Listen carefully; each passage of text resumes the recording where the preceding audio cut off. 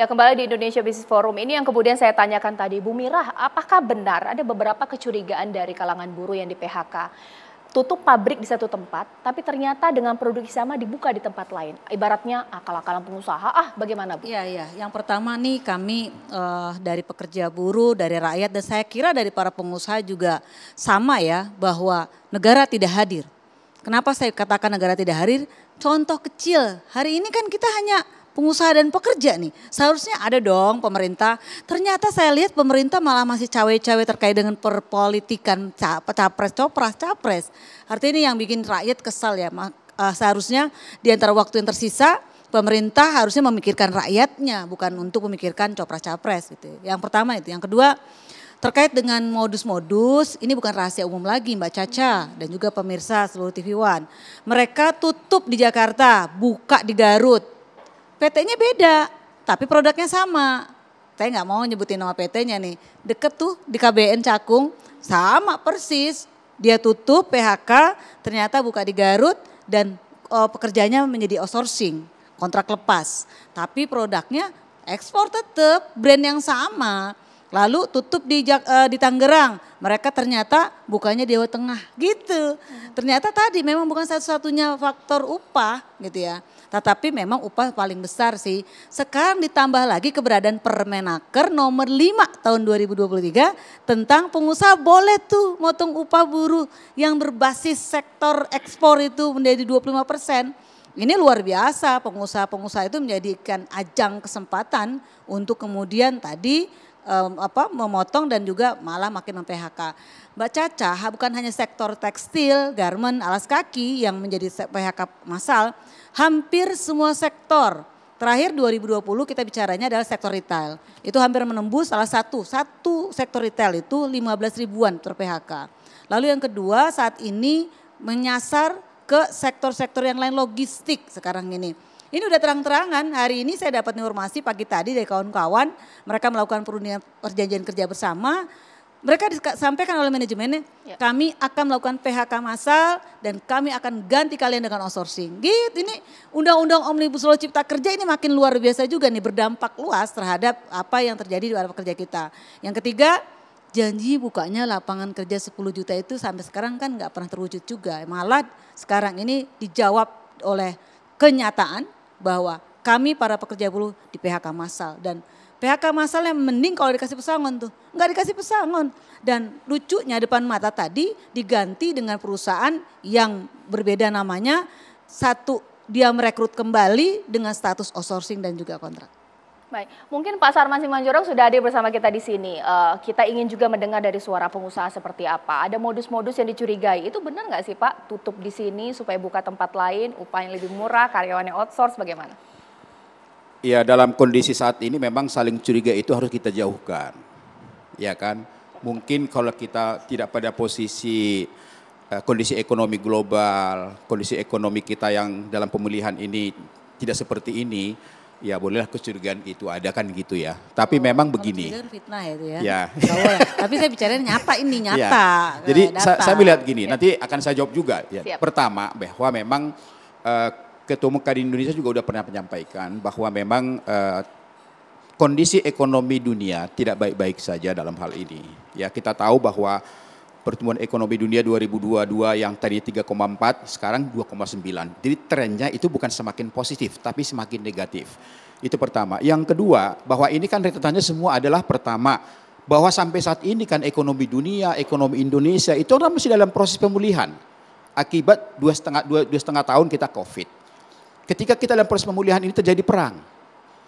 Ya, perang Ukraina dengan Rusia. Yang berdampak apa? Berdampak krisis pangan dan krisis energi di Eropa. Dan itu berdampak sampai ke Amerika.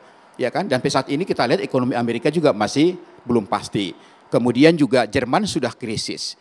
Perdana Menteri Inggris sudah menyatakan tahun depan Inggris akan krisis ekonomi. Jadi artinya memang inilah dampak-dampak yang harus kita rasakan. Kita bagus, pertumbuhan ekonomi kita masih 5,3. Akan tetapi memang ada sektor-sektor tertentu yang terpuruk. Salah satunya adalah sektor daripada padat karya kita. Industri tekstil, garment, alas kaki, kulit dan lain-lain. Dan itu memang trennya sudah kita ramalkan sudah terjadi mulai akhir tahun yang lalu. Sudah ada terjadi PHK dan pengurangan daripada karyawan dalam hal ini.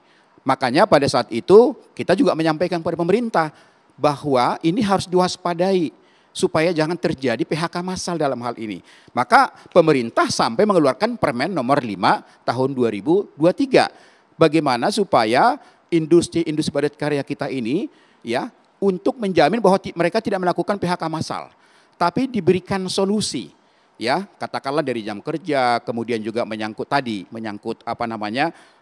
gaji tadi itu. Nah, itu diharapkan seperti itu supaya tidak terjadi PHK massal. Karena apa?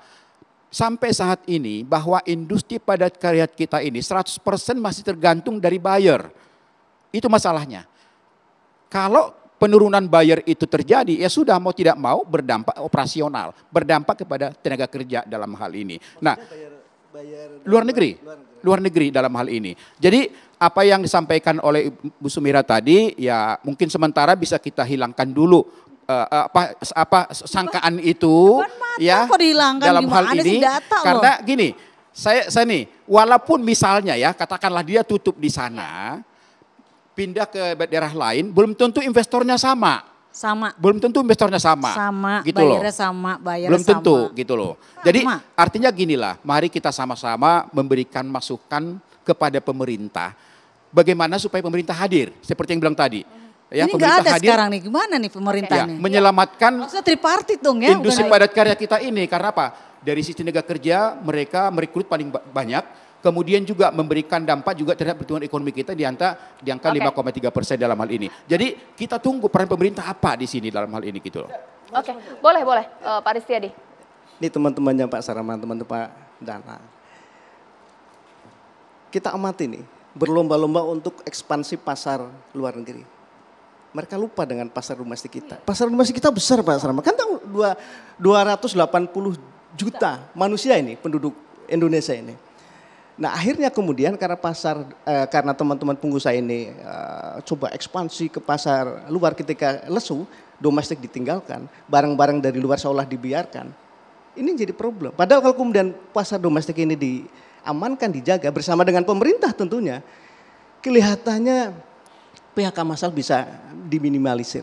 Nah ini juga untuk teman-teman Pak Sarman juga. Ini yang melakukan itu kan sebenarnya juga teman-teman pengusaha. Baik. Teorinya gini, sebentar Pak, teorinya begini. Ada impor, pasti ada di sini yang pesan. Siapa yang pesan? Pengusaha juga.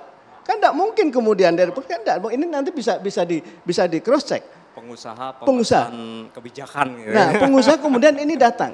Nah, saya pernah berkomunikasi kenapa kemudian pengusaha melakukan itu. Simple mereka, Mbak. Kami tidak kuat untuk jadi produsen, Pak Aris. Kemudian dia tetap ingin jadi pengusaha.